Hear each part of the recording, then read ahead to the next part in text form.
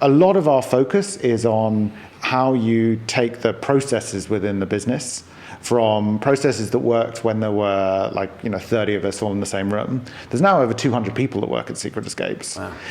And how do you keep the business a business of execution that does what it says it's going to do and hits its commitments, while also dealing with the fact that people don't sit in the same room and don't necessarily know everything everyone knows. So effectively, how do you become a big organization and keep as much of what made us an excellent small organization? And how do you do that? I will tell you when I work it out. But I think fundamentally you get the teams to feel primarily like they're members of their team. So keep those 30-person teams running, and just as the general managers at the top of the business, kind of make sure that those sub-teams are kind of working towards the right goals.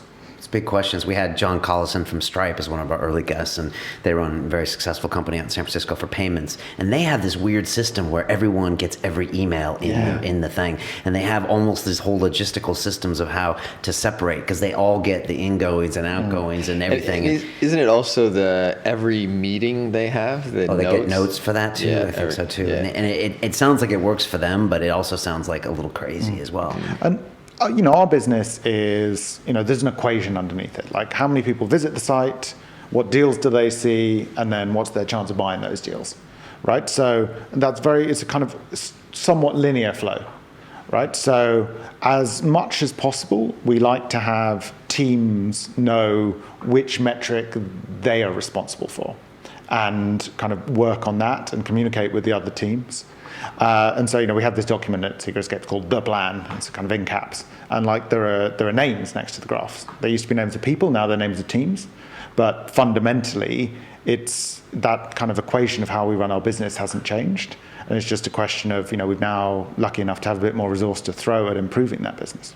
What's been your personal biggest struggle as a change from the two-person guy that I quoted 4 years ago to where you are now? What's been the trickiest change for you to make? Well, so when I joined the business, I think I was, a pretty competent executor, right? But these days, I know I'm making a mistake if I'm actually the one doing a project. Right. So I'm doing my best and, asking for a lot of advice, but trying to work out how to be as good a general manager as an executor. It's hard, isn't it? It's very hard. And people explain it to you in all sorts of ways, but the one that I've heard the best is kind of if you have a really good day and manage to kind of leverage yourself so your whole team is doing 5 or 10% better. That's just so much more than you can achieve just by working twice as hard that one day. But, the feedback loop is a lot longer.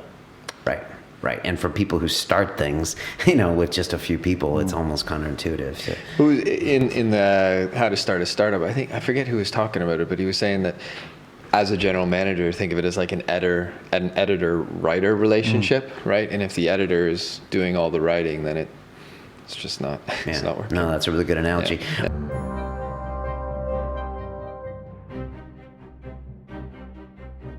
Many technology entrepreneurs don't know how to pitch their startup, and when you're doing a startup you can't afford expensive PR people and things like that, so you have to pitch the media yourself, and they weren't doing it right. In London you have the financial tech industry is very big, you have a fashion industry, it's very big, media is big, arts, culture, you name it. So all these vertical industries are all equally big. Silicon Valley is no longer a place, it's a state of mind. So if you have that state of mind, you can do anything.